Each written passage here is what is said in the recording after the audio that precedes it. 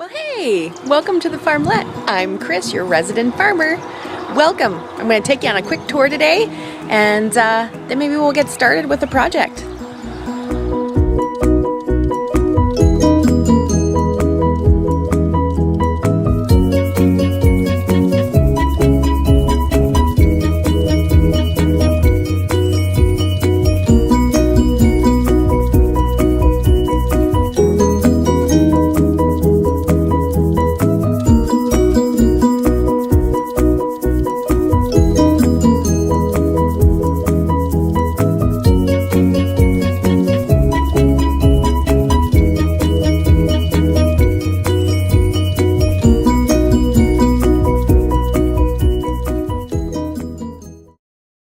First off, this is the front garden.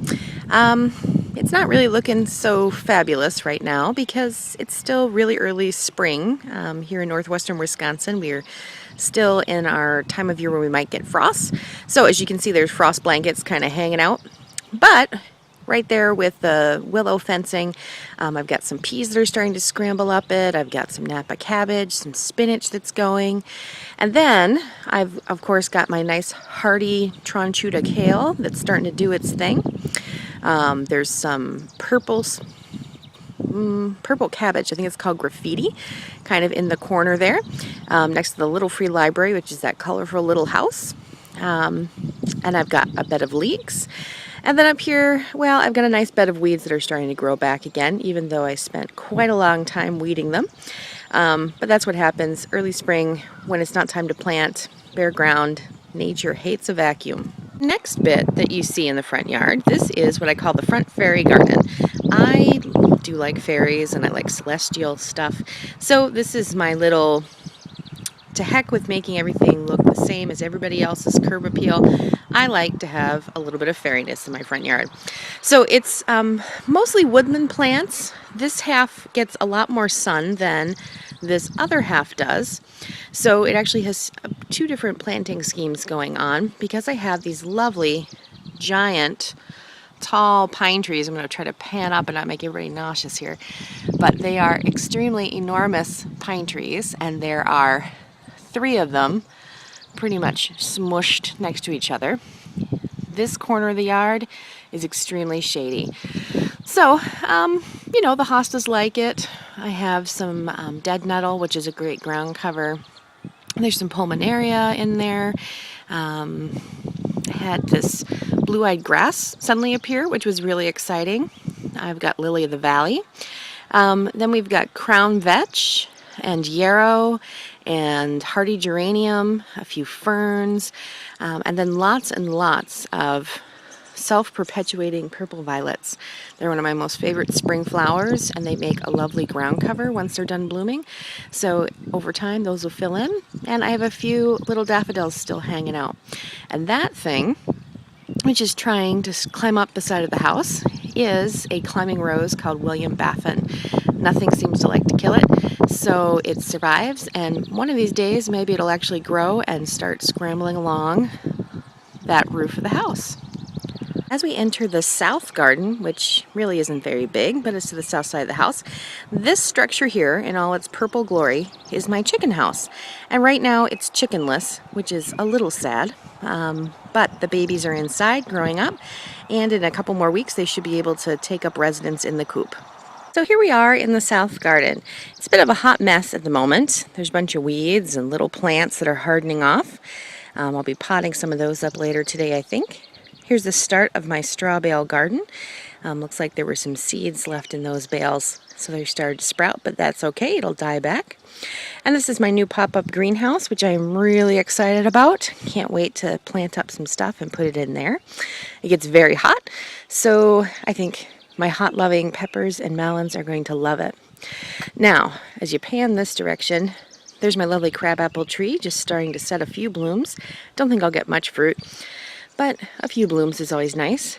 And there's a little coop where I raise meat chickens, or at least I will this year. And my cold frames, which are peeking out behind the cart there, they're full of plants that are just about ready to pop outside as soon as we don't have any frost. And then I have a little raised bed. that someone built ages ago around the side of the house, and it's kind of a hot mess of some crabgrass, some quackgrass, and lots of mint.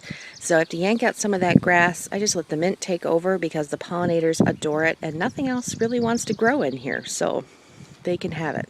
This mess of weeds, sadly, is what has become of my raspberry patch. It isn't really cheerful. I'm not really sure that the raspberries are going to survive, which surprises me. Nothing really wants to kill a raspberry, but they aren't too cheerful. Now over here, that is the start of my currant hedge. You can kind of see the currant bushes starting to stick up. I planted most of these as bare roots a couple years ago, so I'm really pleased with how far they've come along.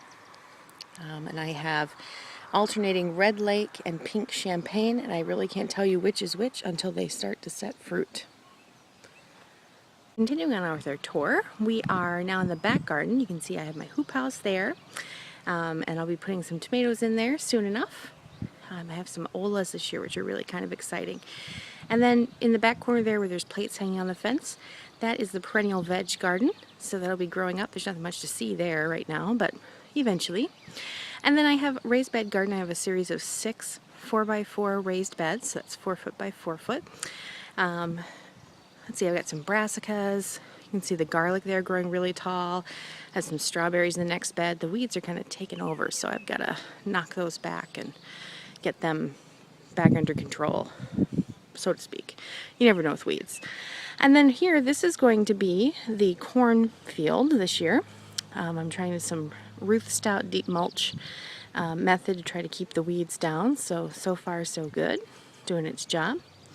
Now if I pan this other direction, you'll be able to see into the backyard where we have the lovely compost container that needs a bit of work. We have the fledgling orchard, so there's my Duchess apple tree and my dog Max. Hi Max! That funky little hut there with the spots on it, that is my hay hut for the rabbits, which are in there. Usually it's much more attractive, but because it's still fairly chilly and we get some wet weather, it's wrapped with its winter tarp still. So I'll be taking those off. Next visit, maybe you'll be able to see how it looks in all its glory. And I have, let's see, 1, 2, 3, 4, 5 apple trees. I have a cherry tree kind of down here at the end of the avenue. There's a little cherry tree at the very end in front of the deck. And then to the foreground on this row there is a little plum tree. So hopefully we'll get some plums. And as you can tell, I've got lots of critters. There's Beazle, the cat, coming to say hello. Dogs, rabbits, chicks are in the house. So that's pretty much the garden. And next visit there'll be more to show because the season will be further along. Hopefully there'll be less weeds to show. I'm going to be planting up these big pots. They are rather large. I'll show you the other ones. You can see how tall it is. And I'm going to be planting them up with Tom Thumb popcorn, which is a miniature popcorn. Should only grow to be about 3 to 5 feet tall. And we'll set little miniature ears of corn that you can dry down and use as popcorn. So I'm rather excited about that. And then I'll also be putting some nasturtiums in here, but I wanted to show you how the root trainers work. Now, if you're going to attempt to grow sweet corn in little pots before you plant them out, I highly recommend using something that allows you to get a lot of depth to the root. They don't really like their roots disturbed, and they do like to set really deep tap roots when they first start shooting down stuff. So use root trainers if you can find them. And if you can't, a solo cup, like a red solo cup, plastic cup that you can use to drink around the bonfire. Drill a couple holes in the bottom, and those work really great to start our long-rooted plants like beans, corn, and squashes indoors. Especially if you have a really short growing season like mine. Really helps out. So I'm going to get on with planting these pots, and then I'll show you the finished project.